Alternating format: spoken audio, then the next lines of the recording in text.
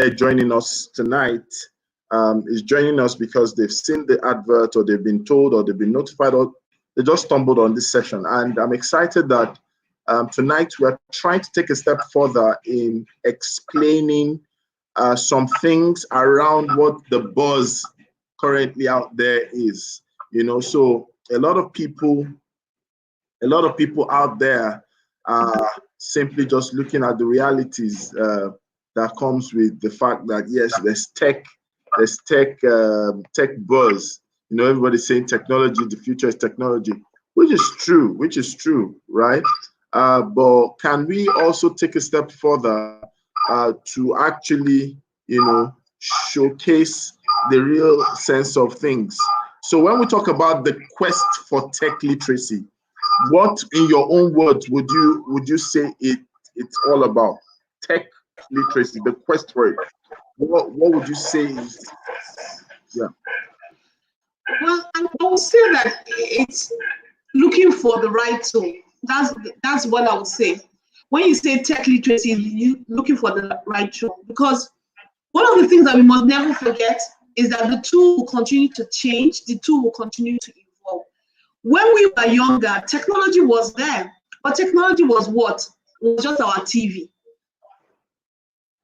And that's what it was. It was there. We learned with Sesame Street. It was technology. We were learning, and from something produced by various people. We learned from Tales by Moonlight. So technology will always be a tool that enables the main objective to be achieved in a simple and scalable manner. So what that means is that right now we're having this conference. Before we don't needed, a hall to rent it, and that meant that people have to drive there.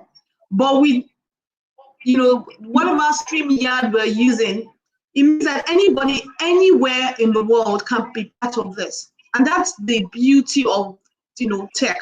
Tech is you achieve the same objective, but at a larger scale. Yeah. I was listening to someone the other day, and they got people from out of the country, from people that they most likely never have had to mingle with, be on their live Instagram show. That's the beauty of technology. It makes things scalable. So we were in Nigeria watching Sesame Street that was produced maybe somewhere in Europe. So technology is an enabler. Before, when I needed to speak to Rotimi, I would have to come and visit you, physically enter my car. But now I can call you on my phone. We can do a Zoom call.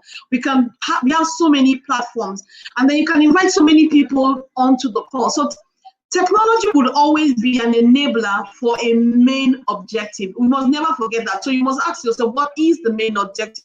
Look at Uber. Technology. But what was the main objective? It was transportation. But Uber took the same thing and just enabled it, made it easier, made it more convenient. So instead of me going to stand on my street to look for a cab, I'll first of all do it on, on a device, and then the driver comes and I go out. So technology would always be an enabler, but what is the objective? So when we bring it back to education, what do you want to achieve? So every school, every parent must ask themselves that question. What do you want to achieve?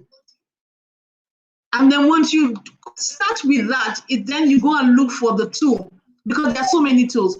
So now COVID has ensured that learning goes beyond the classroom. And the tools are numerous. We have Seesaw, we have Google Classroom, we have Class Dojo, we have Edmondo, and the list goes on. And those are even foreign players. If you come back home locally, we have New Lesson, we have Gradely, we have Schoolable, we have, Sabi Teach. The list is endless. So you have to start and say, what do I want to achieve? We must not forget the main element of what we want to achieve is that we want to teach. And the tool will vary based on your audience. So if you are teaching in a local school where most of your parents and schools don't have certain, parameters, then you have to look down the should I call it the tech chain, and say, what tool should I use? So maybe it can be WhatsApp. So technology has to look at the audience. Technology has to look at the audience and the need. Those are the first two things you have to say. And then can I use it? So when I want to teach my child something, I will use a laptop, or will I use a tablet, or will I use my phone? And then I will look for what do I want to achieve? I want him to learn ABC. So I can go and look for a YouTube video. I don't even have to look for an online thing. I can go and look for a YouTube video and then start with that. Or I can go and look for an app and use that. Or I can use an online platform. So that can be Khan Academy. So tech literacy can mean so many things. Remember, ultimately, it's a tool. Remember that ultimately the end user is important. So if you're a low-cost school and most of your parents don't have smart devices, you have to step back, because what you want to achieve is you want to teach. If we don't have the tool, then we can't even start that discussion in the first place. So maybe really using, which is why Lagos State and a lot of the federal government and state government are looking more at TV and radio, because they know that when they look at the population, that's really what they can start with. Maybe that's not the final goal, but it is a good starting point. Start with TV, start with radio, start with what they have, to achieve your objective. Never lose sight of your objective. We must not lose sight of the objective. We must teach. I spoke to a school recently, and they said that most of their parents don't have smartphones, so that means WhatsApp is out. I told them, you know what? Do something easy, because you said they can start buying laptops. I'm like, if you want to start a technology that is children are not useful, then you have a problem. So you give them a laptop, they don't know how to use it. They're most likely going to spoil it before you say anything. So like, use what you have in your hands.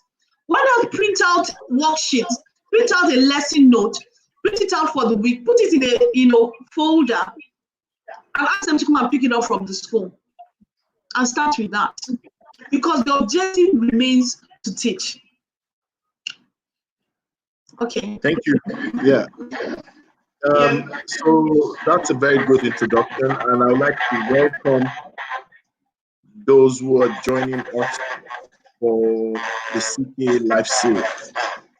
Unfortunately, the weather out there is not friendly. It's about to rain cat and dog where I am, and I think that's probably causing some level of interference. So you can see that somehow it looks dark, even though I'm in a bit of a well-lit place. So it's on one side a very good feeling, and on the other side it's not good for broadcasting. But we're here already. So so I'd just like to start with this.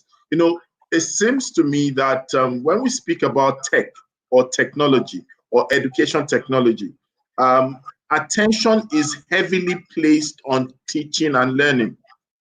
Are there other things we should be looking at? Because when we're talking about the quest for tech literacy, I, as a person, I believe that it shouldn't be tilted or like positioned just to one area of domain, so there should be an appreciation of technology across the players and the value chain of education itself. So what's your thought or your take on this? Okay. Yes, when we think of education tech right now, we always think about from the final user, which is the student and the parents, but it's a whole lot more. So technology means, if I look at along the ecosystem, so for instance, why can't school registration be done online? So you're a new school, you want to register, you go submit your papers, do everything. CAC is trying to do that, with company registration. It's the same thing.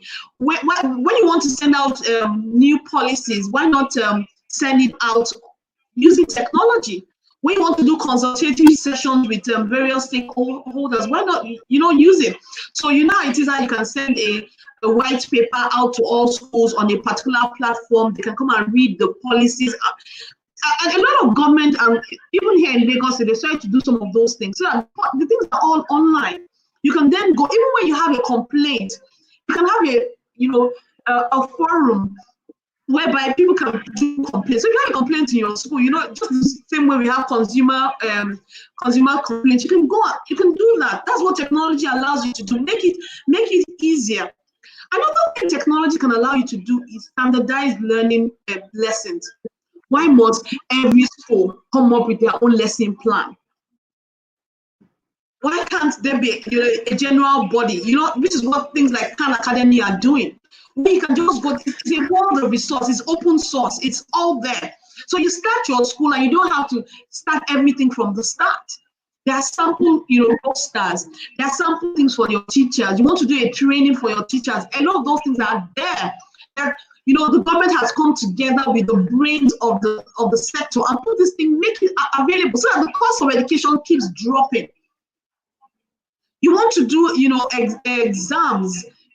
So look at it. If you take something like Cambridge, right? Cambridge is an international body, and they have a lot of their past questions, some specimens online. So that's what technology does, so that it can be accessed by anybody. You don't need to recreate and reinvent the wheel. So what you're saying is Titi, yes, that there's a greater advantage in actually embracing technology across the value chain. There's a greater advantage in pushing things out, because it seems like we have a culture of hoarding a lot of things. We hoard expertise, we hoard information, we hoard support, we hoard funding, we hoard ourselves as well. Yeah, honestly, even in terms of doing a school search, one of the things that I found that here, if I want to look for a school abroad, up to school fees, once I go to their website, I get all the information. If I do the same for most Nigerian schools, I won't find that. And you need to be able to go and be able to rank schools without it being such a big deal. It's the same thing with their results. So I'm looking for a school, and then the results are usually hoarded. You need to go to I think that's if government can create that, the barriers will just drop, so that the actual ranking of schools can be done. It's the same thing with standardizing exams. As long as a school is here in Nigeria, there should be a standard exam that every school takes. But as long as the school is here in Nigeria, so there's no way in the world that leveling, there's a level playing, there's a level playing field. So we can see, you can see the fees, you can see the exams that they take. That's what in our own time, that's what common entrance was. That was what WAEC and SSC was. It was mandatory and it was a level playing field. And you can go and see the result was not hidden. You could go online and see all the results. So those are some of the things that we need to be considering. And let's use technology to enable the industry. You don't have to reinvent the wheel. If someone can create government can put all the lesson plans there, people can access it. So do you mean that if we get to a point where we embrace technology, there's no risk of losing your distinctives? Every school claims to have what is unique to them, what they normally call the unique selling proposition or unique selling point. Now, if we have our fees out there, if we have our curriculum out there, if we have the structured lesson out there, do you think it will affect their market size in any way, especially in a negative way? What's your take on that? I don't think it will. And let's compare with certain industries. So let's give, for instance, telecoms. Everybody knows how much everybody is charging, per second for data. It's there. It's not there. The things that would then give you the edge continue to be the icing on the cake. Look at petrol stations. Everybody knows how much petrol station is. It's the price is the same. It's the same across board. But what makes one petrol station better than the other? If I go to this petrol station, the attendants are more professional. I know that I'm not defrauded when I go there. When they say they're selling 10 liters, it's 10 liters.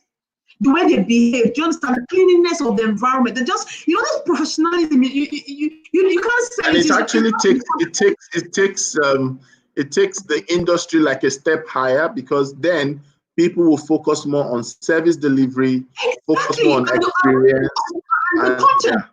Yeah, because in the end, You can give me a lesson plan, but it's a brilliant teacher that brings out that lesson plan.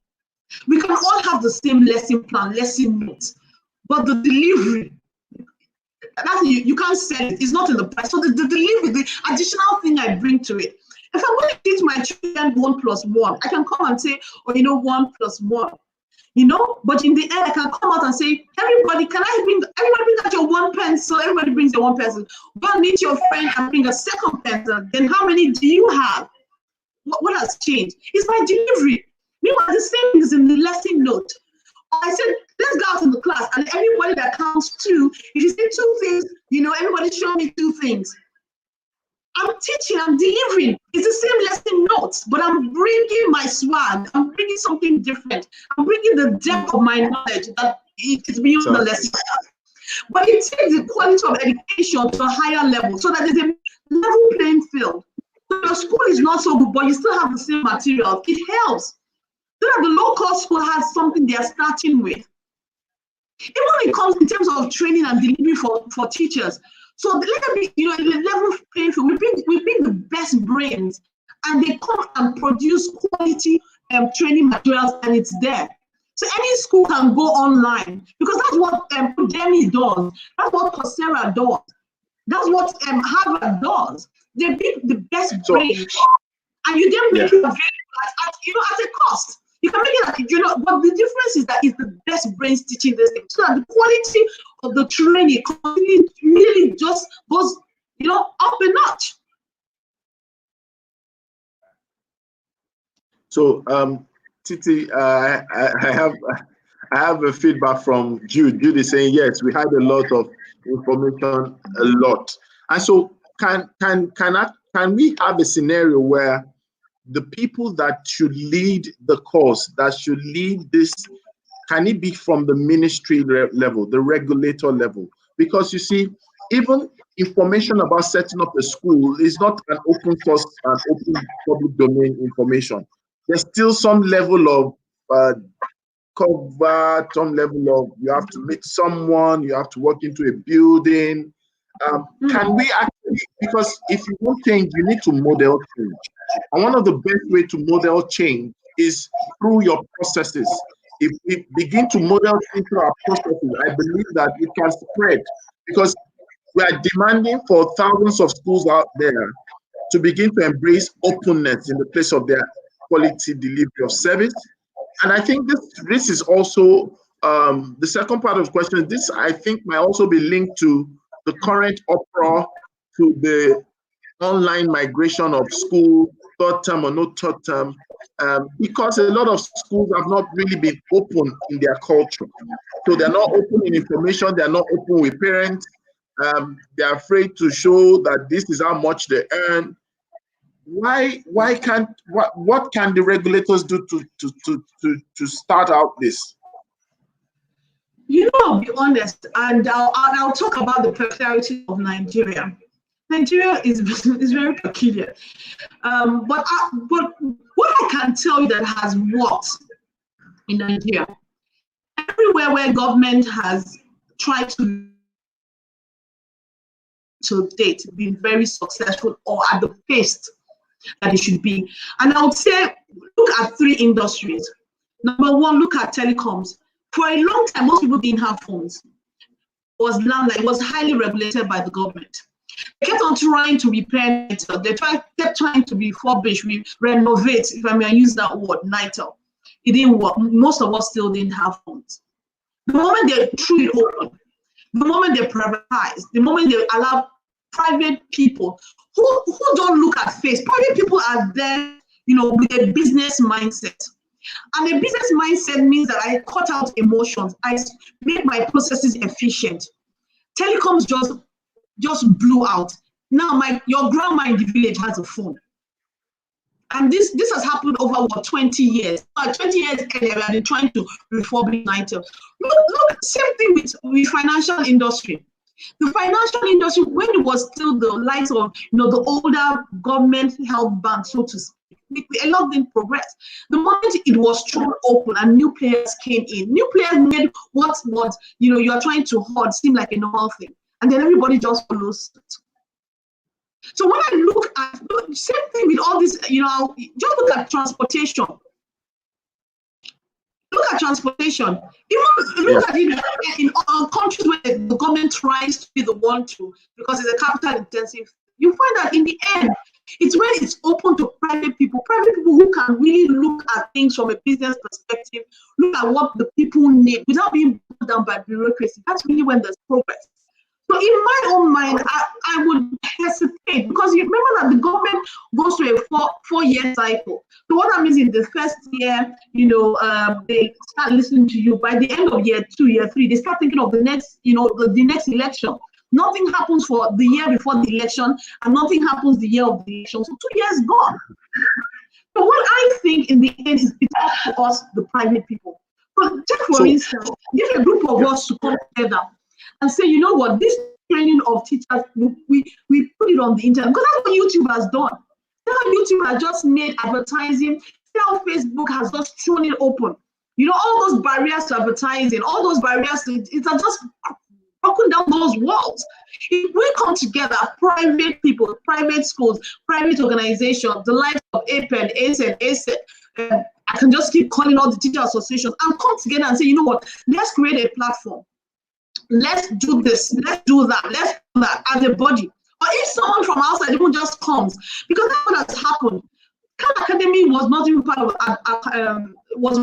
you know, the education industry. So when you threw it open, I think this thing should be free. And now because of that, a lot of people have followed suit. So online will crash the price of education, and it will force people to think and say, why must it be as expensive as it is? Because when I go and buy things online, I see that, oh, I'm spending $100 for a year. $100 for a year, even at the current, what is 40K, and I have so many resources. The next thing you find, you want to do a course on Harvard. Physical Harvard is this amount, online Harvard is this amount. So people start, because how many people do so many? There are people that are doing MBAs right now, and they've not gone to the schools where they are. So they've saved transport costs, they've saved them airfare costs, accommodation costs. It's going to change things. It just needs one person that with a purely online school. Just and the person will not bring it. It's also bringing experts. So people realize that, oh, the teacher in this school has an MBA from Stanford. The teacher, so they'll just destroy the industry. Absolutely. By doing it ourselves. So what would you say? Because I think that tech literacy in itself needs to, now we've been able to get so many people, you know, beam the searchlight on the end user. So tech literacy for students, we're not there yet, but we're saying a lot of things. So now when we look at it, we've talked a little bit about the regulators. Let's go straight to the administrators, because I think that just like the popular saying is, where your treasure is, that's where your heart is. And where your heart is where your treasure is. Now, how do we get administrators to understand that it's not just a tool to deploy for learning or for our service to be complete, but how do we get tech literacy to the point where administrators themselves are immersed into it? Because it's a literacy that is as good as speaking a language. The way tech has come is almost becoming a lingua franca. Or what do you think? When you say administrators, are you talking about school administrators or? Yes, school administrators, because I'm not necessarily looking at regulators as just like you said, we might not necessarily put too much burden on them. But let's speak about the school. Yeah? That boat has sailed. That thing that you just asked for, COVID has done it. Don't worry. You see, all of us, even government that were dragging their feet. You heard the other day that the court is going to be doing virtual. They actually ruled on the case. You have to do physical meetings. We've not done physical meetings in 7 weeks. I was speaking to someone today, and she said, you know what, where she lived and where she used to commute was so far. You know, but in these 6 weeks, they've been working from home. And then now she's going to tell her boss she thinks that she will be coming to work only 2 days a week, and the remaining 3 days she'll be working from home. Because in 7 weeks, that's what they've done. So, you know, nobody can argue with that. So people that don't want to come and do Instagram Live, that have not done Zoom meeting, they've done it. All those. So which simply means that our curriculum can accommodate more co-curricular and extracurricular highlights and features. That's what it simply means, because it means that if we can stay away this long, then we can revamp our curriculum, can revamp our timetable. Who says we have to go to school 5 days a week? Well, no, we parents say you have to go to school 5 days. I want my children out of the house. Yeah, but it doesn't mean that they have to be teaching them in the classroom 5 days a week. Don't mind me, Rotimi. Maybe Monday to Thursday, and then Friday is just freestyle day. It's strange. We are too heavy on our content. We are too heavy on our content in Nigeria. Everyone is just hipping and hipping and hipping, and the purpose of learning is actually being affected in the process. Do you see what has happened? This has just changed it. Everything that people said was not possible. This has shown that that's not true. And so people cannot go back. It can't be business as usual. They can't pull the wool over our eyes. There have been challenges, but as the weeks have turned, as the days have turned into weeks, it shows that those challenges can be overcome. The main challenge, as far as I'm concerned, will continue to be technology and data. But even that, government is beginning to explore it. And if government doesn't explore, people that are business minded will come and explore that. Will come and explore bundling their apps with data, so that issue of data will no longer be that. So this thing has changed for all of us, for every business. It has allowed you to step back and take a look at your business. We thought we had to physically come and do training in a physical hall where we paid the people for renting a hall and all that. It's shown that it doesn't have to be. People are having Zoom birthday parties. People are getting married without realizing that you don't need to spend all that money on hall decoration, on all the hostesses and all that. You can still do a very affordable. People have been,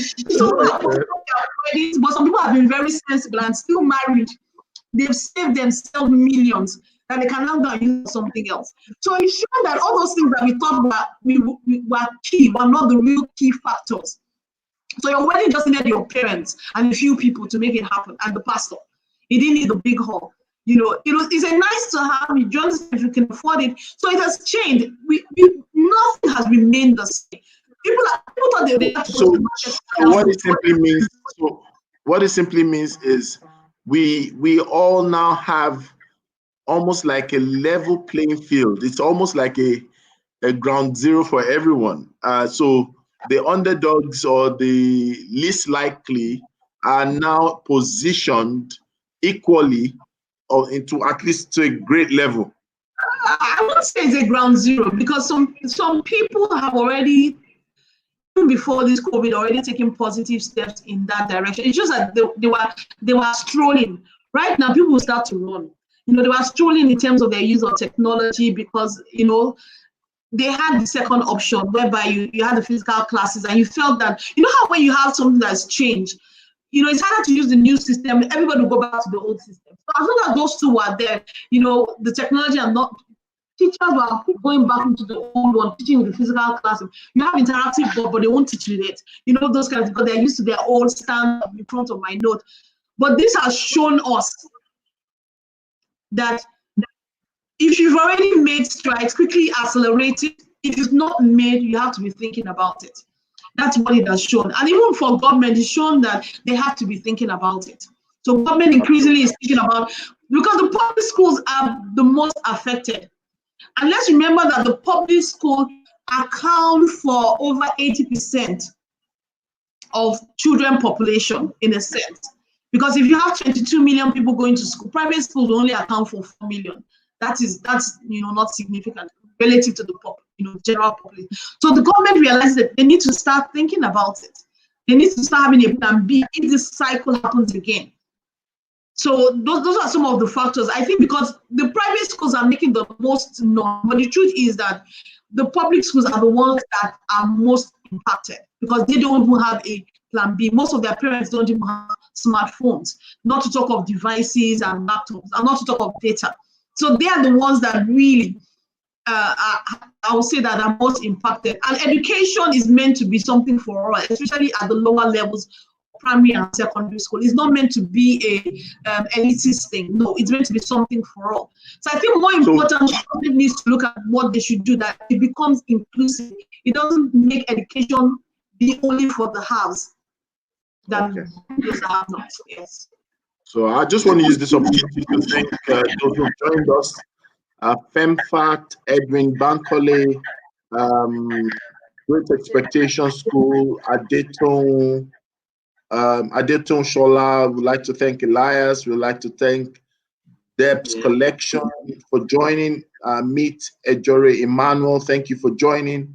And so many people have joined us and saying hello. And hello. I'm sure they have questions. So if you have questions, please don't hesitate. Thank you, 40 to Infinity for joining. Thank you, Lifecraft Edu for joining. Onyx CKA, thank you for joining. Kflex, thank you for joining. Yes. So Titi, back to the session now. We mentioned public education, and we also said education should not be for those that haves or the haves. It should also be for those who with title or claim they have not, the people who do not have the best of access. So can we say that tech literacy can actually be the enabling factor to look at in delivering public education, especially the concept of public schools? Can we embrace this concept to actually change, where people can actually, get to a point where public schools are no longer the restricted, dilapidated concept of learning, but now it's embraced with total technology? What's your take? Yes, I completely agree. You know when you think of education, there are like three main levels. There's the teacher part, which is training of the teacher. Technology can easily, with little investment, quickly, speed up teacher training. So look at what Bridge has done with Edo State. They've helped, quickly transform the quality of their teachers using technology, because the curriculum is there.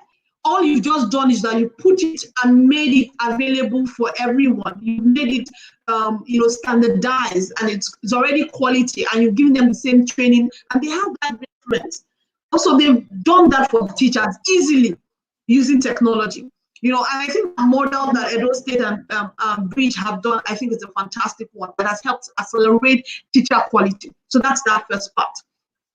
The second part is the student. We need to realize one of the major failings of our education right now is an education that is training people without technology. The world that they live in is technology driven. Everything that you're doing is technology driven. Almost every job now has a technology element. So if you go to, like, let me even take a job like a mechanic. Now we have machines that can allow the mechanic immediately identify what's the fault in the car. Like before, the mechanic will open your boot, you will do this, you will do that. With technology. So even my own mechanic will tell you, madam, we go take you go take your car, go this place. Maybe they use machine checker. So it means that a time will come when it's that rudimentary. Everybody needs to know how to do it. Everybody needs to be able to access the global field, and it's technology. So our children need to grow up realizing that technology is not a nice to have. It's an everyday world. Do you understand? You can talk to people all over the world. You can ask questions that someone all over the world can answer. So it needs to be. We need to ensure that. We also need to ensure that they're going away from everything paper. Do you understand? A time is going to come. Before handwriting was very key, but now that most of the time we are typing, even to send SMS now, nobody knows whether your writing is nice or not. We are sending the SMS. So a lot of things we need to begin to look into our curriculum and what we are teaching children and say, are we enabling them to live in the 21st century? If you go to a fast food restaurant now, before the person did not need to know how to use a computer. But now someone will come out of school, you're a secondary school leaver, and you're looking for even the basic of jobs, but you don't know how to use a computer. You've already disqualified yourself. So that's how much we need to ensure that technology is now something that is from as young as possible. They know how to use a computer. And it's nothing massive. Even using your phone, doing selfies, creating content. See how people are on YouTube. They don't have to finish education before they're creating content on YouTube that is ensuring that they are earning. People are creating videos on TikTok that is going viral. People are learning animation, and it doesn't have anything to do with going to school or going to university. People are learning to code, and people did not finish university. So the tools and the skill set that we need have shifted a bit. They've shifted from cramming, memorization. They're really more about the ability to think, see a problem, and solve it. A day will come when a woman will make more money because her child has created an app that allows her to deliver her fish beyond her locality. So she has this her shop, which before she was only selling to the people in her compound and the people in her area. But her child, who has created an app, is taking his mom's fish to sell it in so many places. So we need to change. That's why I said that technology needs to then come in everything. So that the child doesn't grow up thinking technology is separate. It's everything they do. They see it as something they can use to reach the world. They can sell their wealth beyond their common locality. They can quickly access things. So we need to change that prospect of technology for the student. It's not about using computer. It's about. I like that. Can you say that again? I like you to say that again. It's not about using computer. Please say one more time. Technology is not about being able to use a computer. It's about being able to open a whole new world. You know how like that song, a whole new world. The child can actually suddenly go on LinkedIn, meet somebody by business, and they can start to transact. So we need a lot, but you know what? Let's take baby steps. They said that the journey of 1,000 miles begins with a step. So what we just want is a step in various. COVID has started, as far as I'm concerned, to let people not be afraid of technology. So I think that teachers that were hesitant have had to use technology in the last 2 weeks. One way or the other. They've gone to either join Zoom meetings or listen to WhatsApp conversations, or so it has helped to that fear and worry. It's helped to lower that. Students too have realized that they have to find out where ASDFG is on their computer. So I think it's very good. See, people have accessed a lot of training. I mean, there's a training every day happening online. Before, you might not have been able to go because after you got home, you couldn't join. But now you can go for that training wherever it is. People, international training happening on Zoom, happening on so many places that you needed to go physically. You needed to come down to Lagos. Remember those days where people had to come down to Lagos to come and do the training? Now everywhere's opened up now. Everybody's opened up. A lot of that will change. But if it's cost savings, honestly, Rotimi, think about it. You want to do a training, you have to rent a hall, you have to give us refreshment now, you have to give us small chops. Refreshment, yeah, talk about that. You have to give us transportation and all that.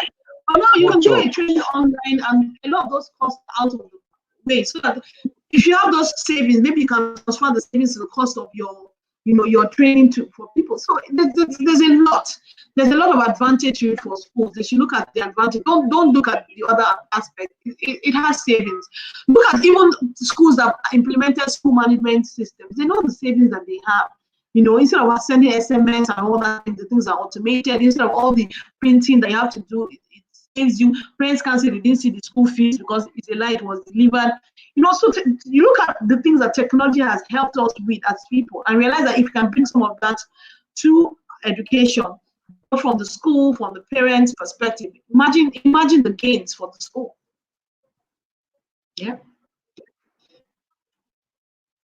Thank you so much. You really open our eyes to so many areas, and one cannot but wonder and think about some of the things that you've said from the place of possibilities. I think a lot of people are not looking at the end picture as much as they're looking at the process required or the process involved.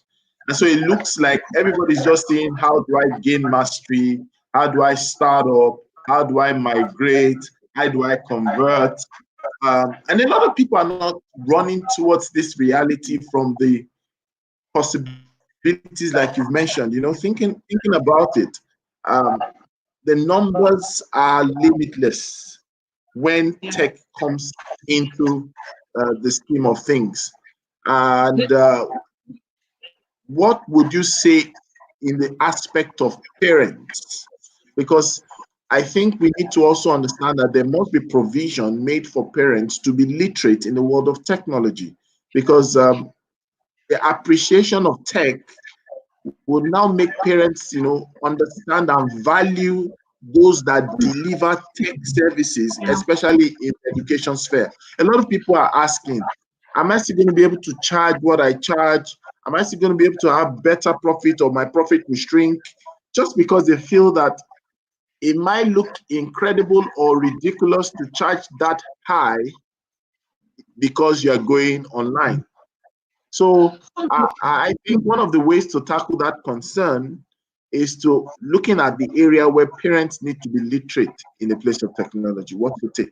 Okay, so before I even answer that question, one of the things I want to say, which is what I discussed with a lot of people, you know that when you use technology, you're no longer limited by location. I gave that example when I talked about Harvard. So people do a lot of Harvard online classes. What that means is that when you do Harvard online classes, people are not limited to only those that live in America. So suddenly, Harvard that maybe only had 10,000 people in America being interested, when they opened it up online, they opened it to the world. So what that means is that the world became, so the world became the oyster, and that's the advantage of technology. So a school can actually operate both physical in the future. They can actually operate both physical classrooms and online. That's the new reality, whereby people that are in Sokoto that want a better education for their children, but they can't get it in Sokoto, can be, but they have access to technology, can have their child to be attending, grade school here in Lagos. But paying a token, so it suddenly opens it up, and those are the possibilities that technology brings. It opens up. You're a teacher, you're teaching Yoruba, and someone in America wants to learn Yoruba. 20 people, 10,000 people want to learn Yoruba. The school can open it up. Do you understand? And they provide Yoruba classes for international students all over the world. They start earning money in FX.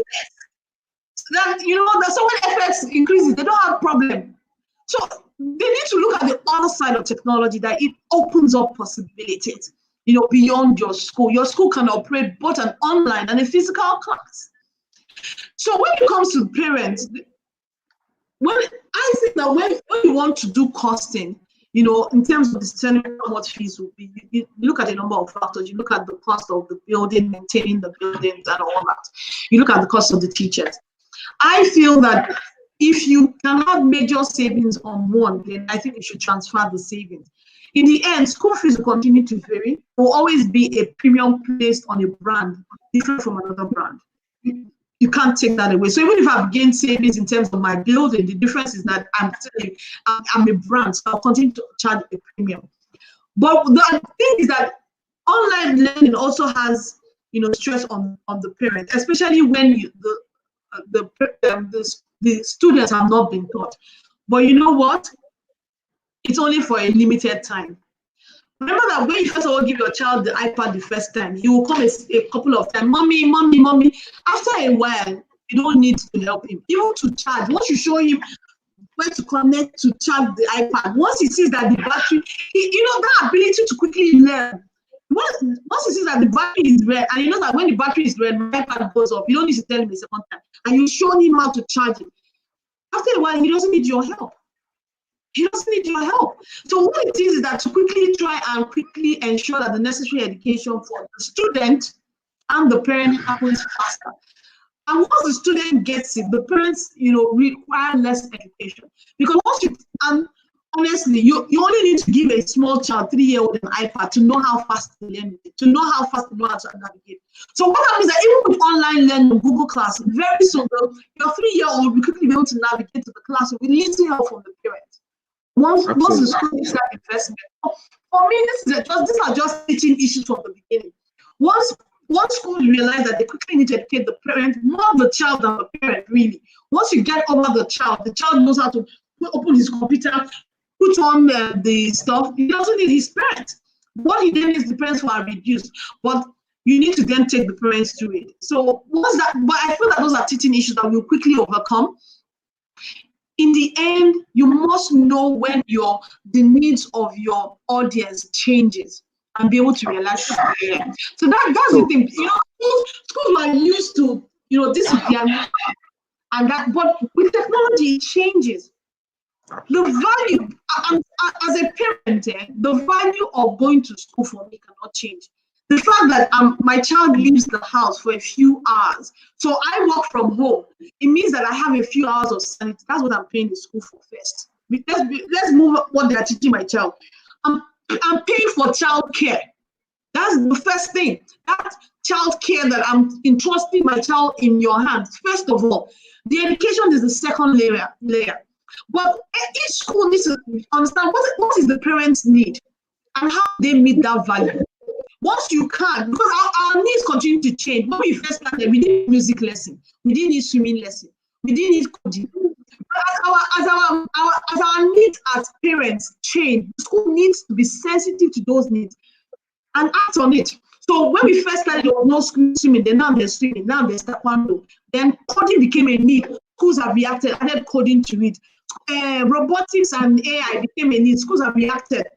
So like every business, you need to know your customers and continue to meet the needs of your customers. Banks before, they didn't want to put ATM. Now ATM is everywhere. Before they were charging us, now they don't charge us. So our needs it's something that is constant, will continue to change. So schools need to realize that it's a business. The needs of your customers are not fixed. You have to be sensitive and you have to keep reacting to it. And the more you can meet their needs and increase the value that you add, the more you can charge a premium. So when everybody is trying to do same old, you are more sensitive to the needs, to the future needs of your parents and your students. You can continue to charge a premium, because once you can meet my need, I'm ready to pay. Look at me now, I've been at home for a while. I'm looking for someone that I can pay to do certain things. And if I see someone that can take off the burden from me rather than me doing it. See now, I was teasing you the other time, wrote me that I've done more cooking in this lockdown than I've done in some years. So if I see that it's 15K per hour to cook, and someone wants to cook at 5K per hour, it can seem expensive, but to me, it's the value. So we need to remember that it's about value. So schools should continue to look for how they will add value to the parent. And what is the value to that parent? Then they can continue to find a premium on that value. But if value has changed and you still want to charge on the old value, that is when people continue to. When you charge on the new value, you don't have a problem. So what you're saying is that value can change. It does change. So we must be observant of what value is per time. Because if value is X today, your ability to charge and place premium on your charge is based on value at X. So if value should become A tomorrow, then it simply means that the premium of X might get affected. We have to be sensitive to that. So I don't know, someone said something about not hearing clearly, but we'll try and work that out. The weather actually is part of the reason you might not be hearing. Oh, so sorry about that. Cyber consultancy. She said we cannot hear. We're so sorry about that. Is it better? Is it better now? Okay. Kemi Ogisayatu was saying something about that. Oh, okay. I'm so sorry about that. Okay, so let me just try. Let me see if I could change. All right. Well, our Instagram session is almost up. I will try to see if we could just come back for another 15 minutes, if you don't mind, Titi, because of those who could not hear. It's better now. So when we go off, we'll come back. Do you mind, Titi? Okay. So I will join again, right? Okay.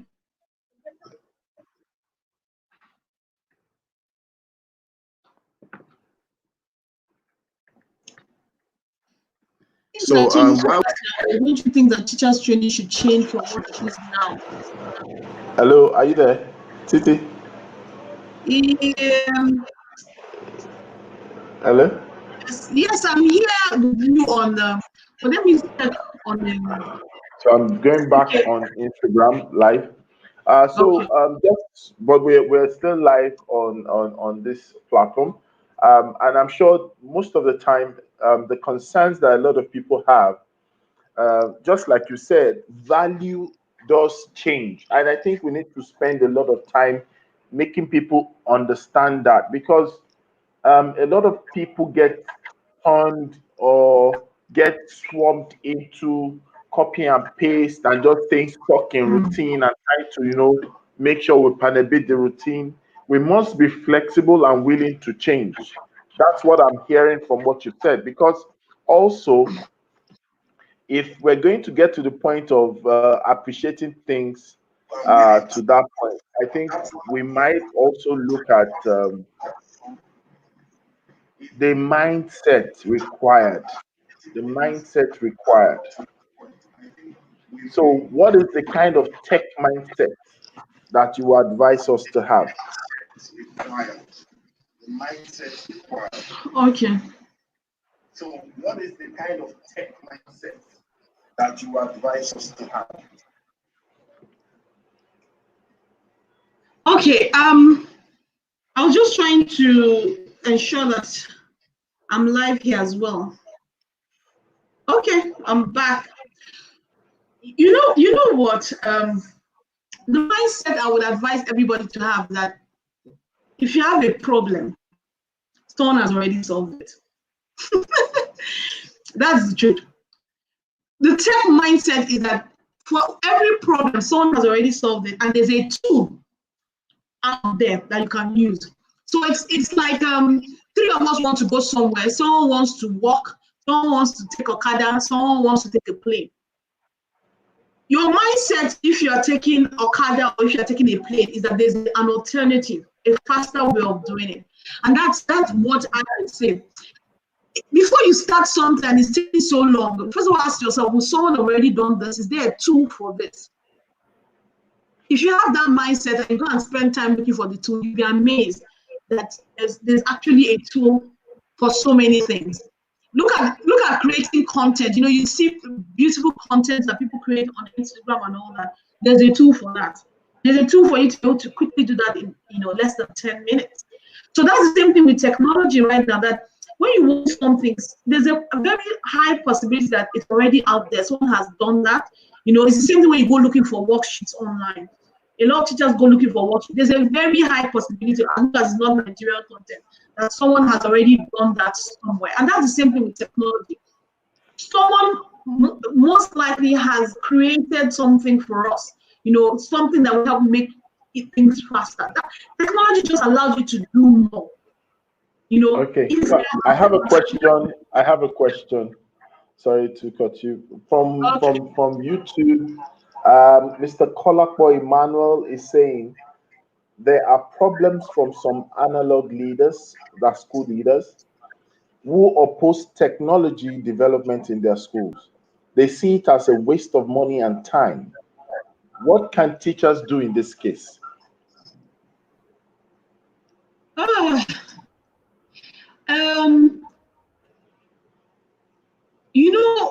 If someone hasn't been shown the value of something, then the person would not know that it has any value. It's the same thing of when you how it is that two of you decide to go somewhere. I would like to use that example, and then one person gets there faster, and I have to ask you, how did you get here faster? I say, oh, I took a bus. Meanwhile, I walked, or I took a shortcut. So I think that people have shown the value, and that's really what teachers can do. When someone says, oh, go and do this, go and get this worksheet, and the person expects you to take 2 days, and you come back and say, oh, I'm done it. And you're like, you've done it. You're like, how? There's this site that gives free worksheets, and I just printed it out. They begin to see the value and say, okay, that's fine. And we can get so many worksheets. However, it's free for a certain amount, and then you have to pay for something. They begin to see the value, because the time that you invest, when so many teachers have to wait behind to do something. And that time that you spend, if you spend 5K, if you spend 10K, you can quickly get that. It changes. That's why I say that look at a school that thinks that, oh, this is, we're trying to talk to so many people in a day. We reach 100 people. But I can go to someone's site, I can use School Compass, I use EduSchool, and suddenly I've reached 100,000 people that didn't know about me. So it's really because the value hasn't been brought up. So maybe the teachers have not been able to communicate the value. And that's really what it is. People cannot dispute value unless they're not, there's more emotional things, there's more to it. That, in our country, sometimes there's more to it. But when you bring value, people can't dispute that. When you bring what one trained teacher does and another teacher that is not trained, and you compare it, and it's the value is clear, the difference is clear. People can't argue with that.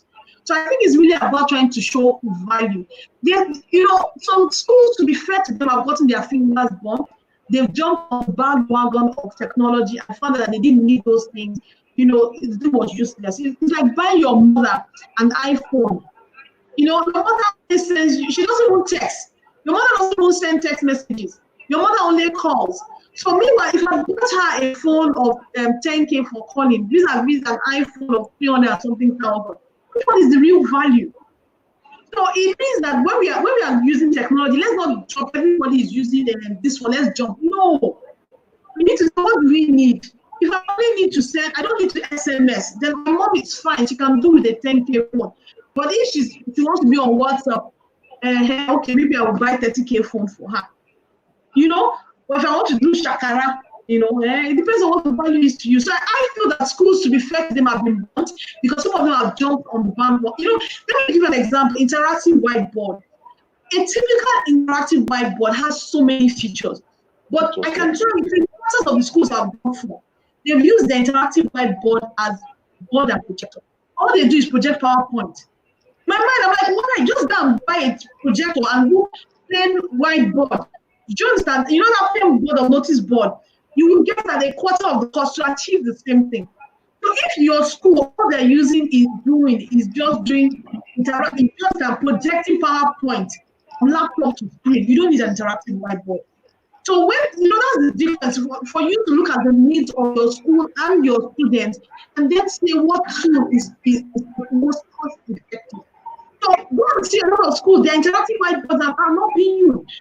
They don't use the features. Meanwhile, they spend 200K. Meanwhile, a 60K projector plus a plain board of 10-20K could have done the same thing. So I think it's important that when we want to use technology, we know what we want to do. And should we train the people? Because we don't train the teachers. They too will continue to use the interactive whiteboard as a projector and a board. So technology, so let's be fair to the school owners to say that, they has wasted money because they've not seen the value. It's always important that they understand what their needs are. If you don't need it, you stop it in a bit too. Or even start with Okada. But the important thing is that an Okada will get you there faster than walking. And once people can begin to see that it gets them there faster, then they're ready. And then they realize that, oh, my school needs 3 passengers. So that means Okada no longer is sufficient for me. I now need to buy a full car. But I need 12 passengers and I need to invest more. I think it's important that we need the value.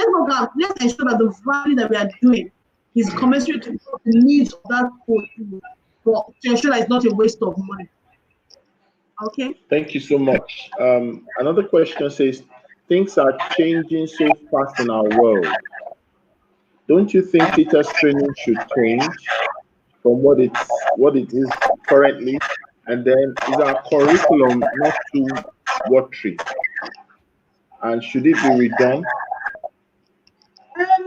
Okay, so let me start with the first question, which is on teacher training. Should it change? Honestly, there are some things that remain the same, and there are some things that should change. Addition and subtraction remains the same. It's remained from when I was a child. I'm sure when my father was a child to now, it hasn't changed. So some things will remain the same. But there's also the element of upgrading the way it's being taught. So when I first started trying to teach my child, I struggled with teaching him because the way they were teaching him the same things, but a bit different from how I learned it. I didn't learn phonics when I went to school. I learned A, B, C, D. Meanwhile, my child learned it as A, Ba, Ha. But they're still trying to teach you the alphabet, but they're teaching you in a different way, which is upgraded. And I can tell you that it will continue to be upgraded, it will continue to change, it will continue to evolve. So that is the part that needs to evolve. But the basic will still be there. We're still trying to teach them how to read. So we need to realize that we need to continue to evolve with new and better ways that keep coming out. Which is why I say that when we can collaborate, it means that we don't have to all spend that same money. So if a school can collaborate with an association can collaborate, they spend the cost. It means that the cost would then be, shared among all the people in that association and to be at a reduced cost. The curriculum, honestly, I've looked at the Nigerian curriculum, and for me, I feel that in itself is fine. The element to it is how are we being taught? When you continue to look at the Bloom taxonomy, and we're being still taught at level 1, that's where the issue is. So I don't see the issue as the curriculum as people say, bad. I think it's more of the level at which they are taking. They're still taking it as, a child needs to know what is filtration. Meanwhile, what I really need to teach the child is that, you have dirty water at home. You use filtration for it. So when I'm at home, I think of the fact that our water is dirty today. And I think of the fact that let me just go and get a piece of paper and filtrate the water in my house. Outside, let the water settle. It's the application, it's the analytical thinking. But it's still filtration. They're still teaching the same filtration they were teaching me when I was in school. They're still teaching it now. They haven't changed. It's the way we are teaching. We need to bring the fact that it has to be more practical. It is not the theory, it's not memorization, but the same thing is the same. When you look at coding, honestly, coding has not changed from when I was in school. But the coding language has changed. When I was in school, it was Fortran, it was the C++. Now it has changed. People are talking Python. But coding in itself hasn't changed. The ability to break down something and have step-by-step instruction to code, that's what it means. But the language will continue to change, the language will continue to evolve. That's why it shouldn't be fixated on the language. Today, everybody's talking about Python. Tomorrow, Python is out, the new language has come. But if you know the rudiments of coding, you'll be able to quickly latch onto the new language. So I think that's really where our curriculum has, the challenges. In itself, it's fine. It's teaching it at higher levels that's really more important. Going beyond teaching it at what is the application of filtration. So that's really what. So we need to move from that. And even when we are testing, we need to move from testing that is focused on that towards testing that I understand the basics behind the topic that I'm trying to take. Technology can help that. Honestly, people have already broken that down. Our teachers will not be able to break that down. When you go on YouTube, you'll be amazed that someone has broken this topic down that you can go and leverage on it. You don't have to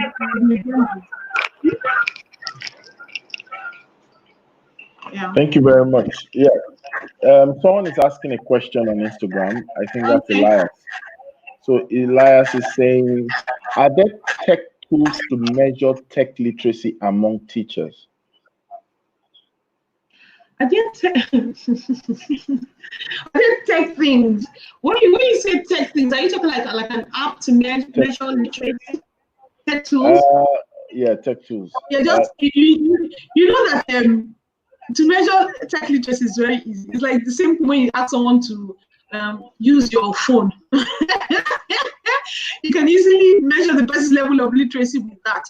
So yes, there are little courses that have assessments behind. There are things that you can do to check people's assessment of using various tech tools. But remember that the tools are numerous. So I'm hesitant to say someone's tech literacy because someone can be tech literate using Canva, and meanwhile someone is tech literate using Photoshop. Another person is tech literate using Illustrator. Does that mean they are not necessarily? The things that can you use technology? Are you ready to learn any technology? That's the beauty of it. Once you can learn the basic, you can catch on with anything. It's like a car.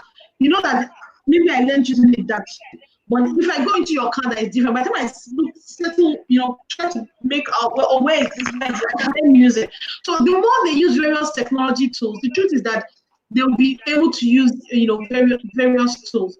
So I think for me, it's not just get them using technology. Remember that as long as your teacher has a smartphone, he's already using technology. As long as he's using WhatsApp, as long as they're doing selfie, if they're doing TikTok, they are using technology already.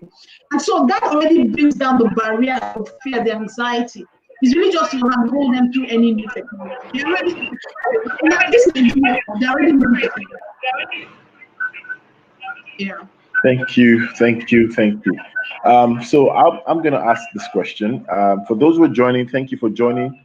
BB Glow, Zara, thank you for joining. We have 40 to Infinity, Ayo AY, thank you for joining. Isimi, thank you for joining. Yesterday 08, thank you. Epiphany, thank you for joining. Tire Neil, thank you for joining. CC Ami, thank you for joining. Wally AO, thank you for joining. Temi Tokwe Photography, thank you for joining. Favored B, thank you for joining. So Alex or Alanex Apparel just joined. Thank you for joining. Thank you all for joining. This is CKA Live Series. It's every week on Saturdays by 5 p.m. powered by the City of Knowledge Academy, Ogun State, Nigeria, West Africa. And we bring different people from time to time to share, to teach, to exchange knowledge and ideas.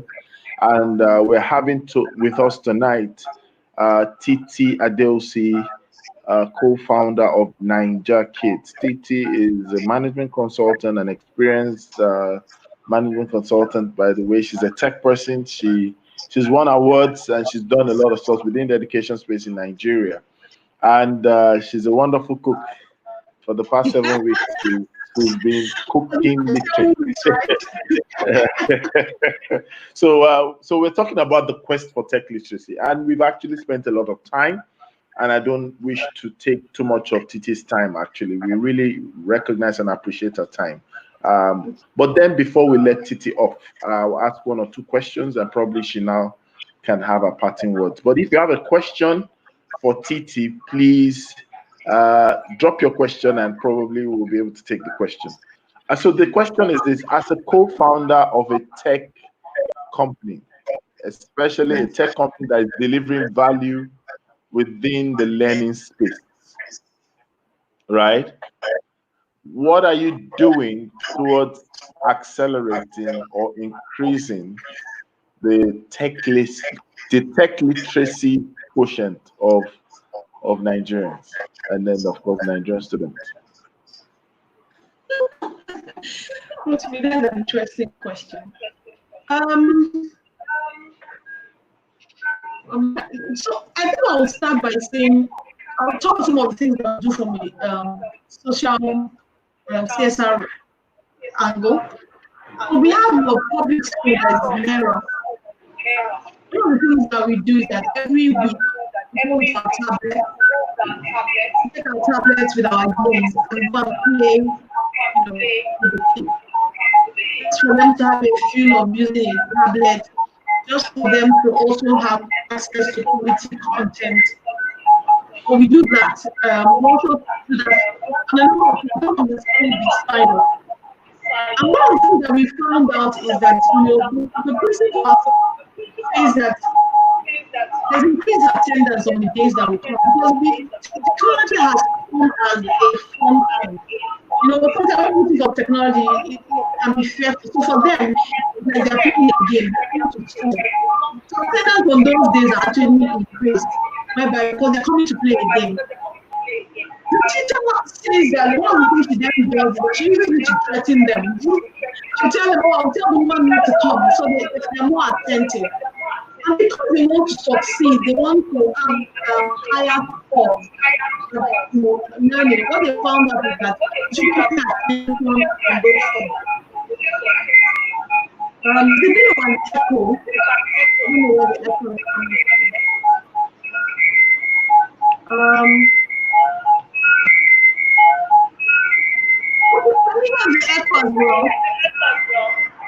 I'm hearing it, but I think it's coming from your end. Is it better now? Yes, it's better now. So it's coming from your end. So No, that's just so that's just one of the things, because what it does is that when you bring, because children want to play games, when you bring, technology in that way that is fun, that is non-threatening, then they're ready to listen. You know that we didn't have to explain much to these children as we gave them the tablets, put it to the game. They just easily navigated it. These are children that had not played with computers before, but they're able to navigate it. It seems as if there was something innate in them to navigate it because they wanted to play the game. There were even some places they went to that I didn't even know existed on those my computers, and they touched and they fiddled and as they played with it. And so what it just shows us is that if given the opportunity, if the tools are made available with very little training, children will quickly catch up to technology. And once they do that, it opens their mind to be able to explore things. It's the same thing when they are teaching them coding. You find that once they are just given the opportunity, this thing is not a thing of your financial background. It's just a thing of interest. It's just a thing of opportunity, and that's one of the things that we do. We've during this period also tried to provide access to our games for free for a time period, so that people can just get your children learning that it's fun. One of the things that got me into Naija Kids was just even trying to engage my own child in terms of battling with him. He was always on the tablet, but when it came to studying his books, he had one excuse or the other. But when I put the same, educational content onto his tablet, it's a different thing. He now even comes to me and say, oh, he would like to play this particular game because he has a test in this particular subject, different from the person that I was battling with. And that's the kind of thing that we want to do. So we look for various organizations that we can partner with. I think in the past year, we've gone to over 60 different organizations, even in churches, bringing the same concept of bring this thing in something that they are now more familiar with, and you'll see the difference in what it will do. We have the devices, some people don't have, but how do we even create the content? Remember I said that these things are tools.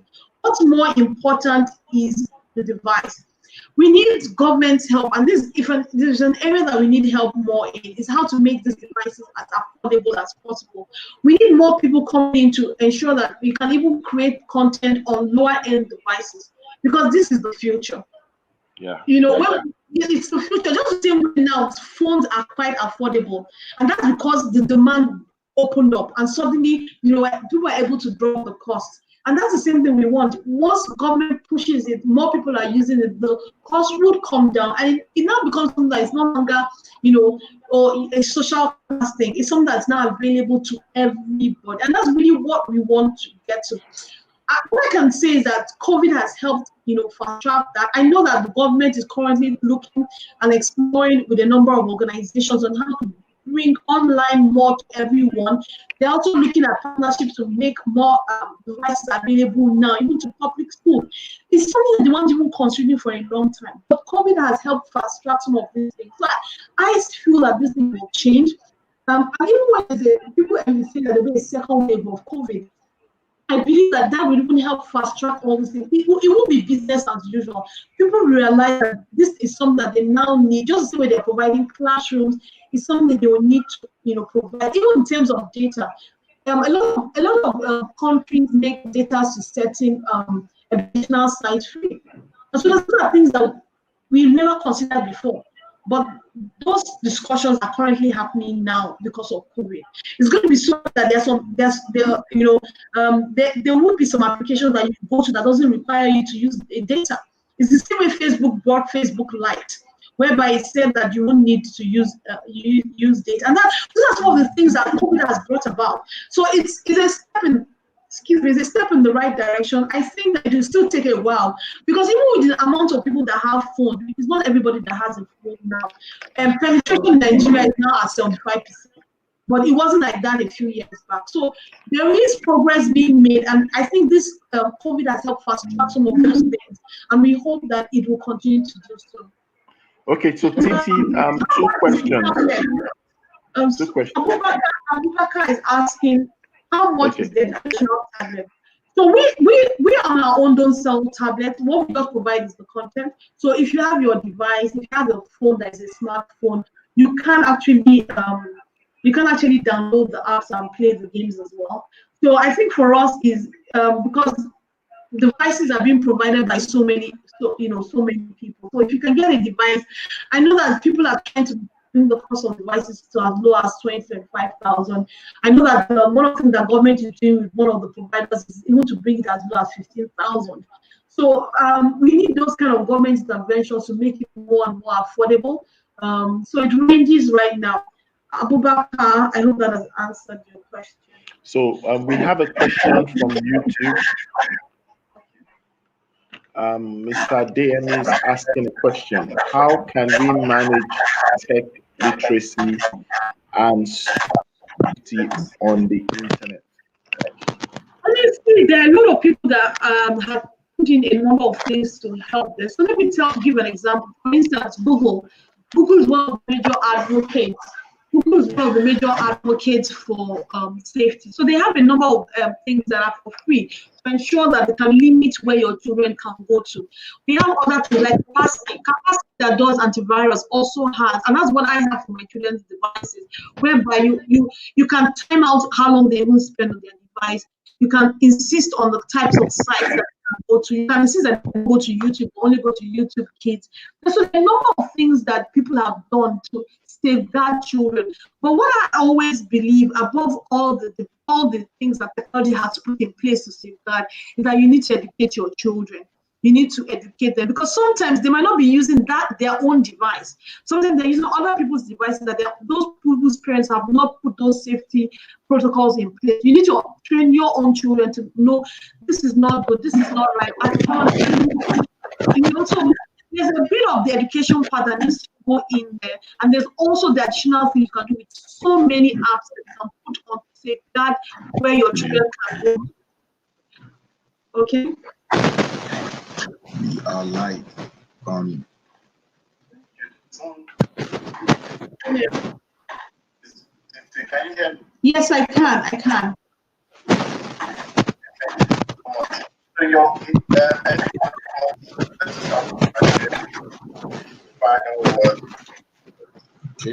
I think my final word is that everybody is currently using technology one way or the other. As long as you have a phone, as long as you have a TV in your house or you have a radio, that's technology.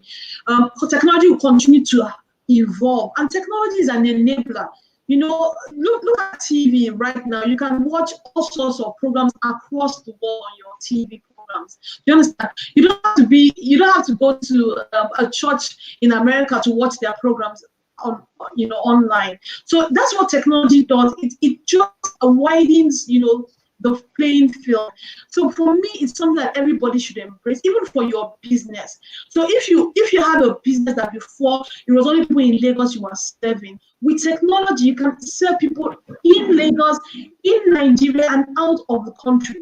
Do you understand? So as long as they're willing to pay for the delivery charges, you find out that it opens up your world.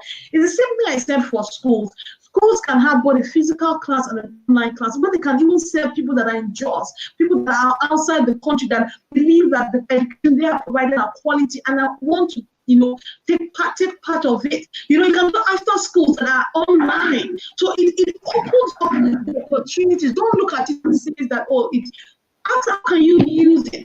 It's the same thing, it's like before. If you want to calculate, a lot of things, you can use a calculator. But now, if you use Excel, it's faster. That's what technology does. Technology is an enabler. It enables your business. It enables your child to learn more. Your child is not limited to only the teachers here in Nigeria.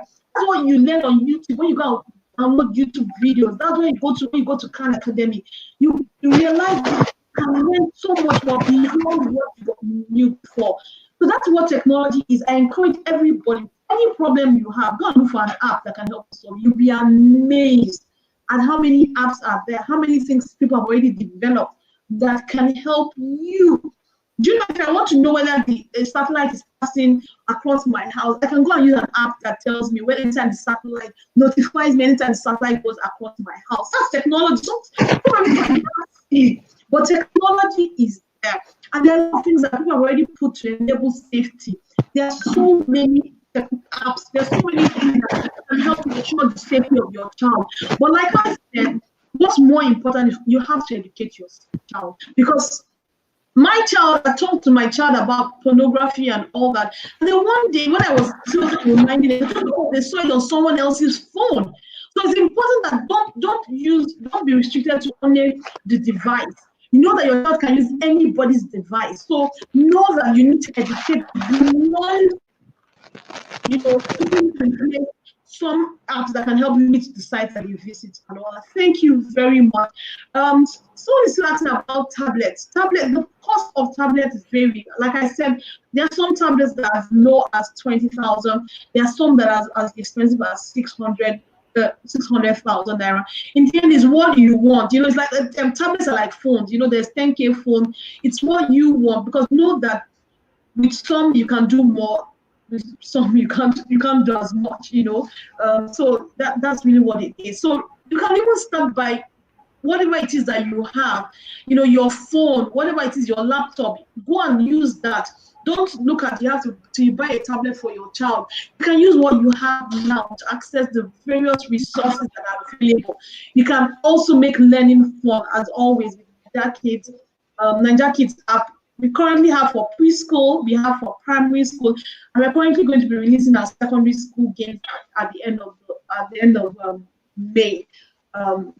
So there's so many things that you can do with technology. Just go and check it. Thank you, everyone. Thank you, Rotimi, for having me.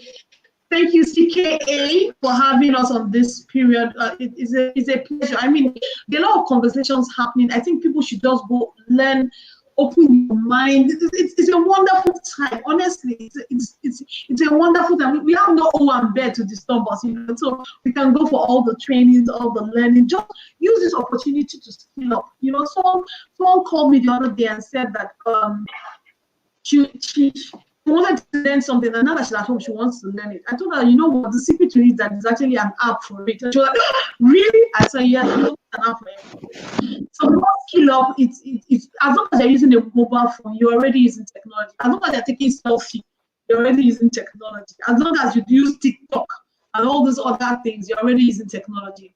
The world is, a much smaller place with technology. Right. Thank you, everyone. Thank you. Thank you. You can follow me on Instagram, Kitty. You can follow Naija Kids as well, and keep in touch. And can also send me an email at titi@naijakids.com if you still have any questions. Also check me out on Facebook. What's my Facebook handle? titilokwe.adeusi. Yeah, that's my phone. Okay. All right, it's been a great time having you, and I know that you are eager to get back to your cooking. No, not cooking today. Yeah, right. It's been very revealing. It helped us to that democracy should be approachable, not just one side and dimension. We need everyone to see tech from the possibilities.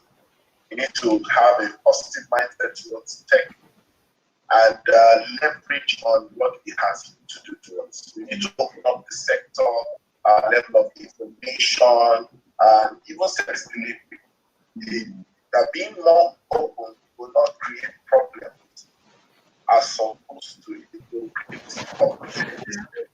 So thank you so much, and to those who joined us for the first podcast and then also came back again for the second podcast.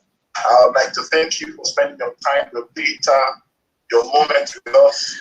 I would like to thank City of Knowledge Academy, also called CKA or CK Academy, for giving us a platform to share and air our views and just exchange ideas, knowledge, and experiences. I'm sure you've learned something today. Yes. Please ensure that you do something more than Titi is an advocate of doing things, if you know her very well. So please let's try to take few of these concepts of this words of knowledge and wisdom to improve our service as providers of education, as educators, as regulators, as administrators. My name is Rotimi Itayo. Until I come your way next week on the CT of Knowledge Academy live series, CK live series. I wish you a great week ahead and the rest of the Thank you. Thank you, Rotimi. Thank you.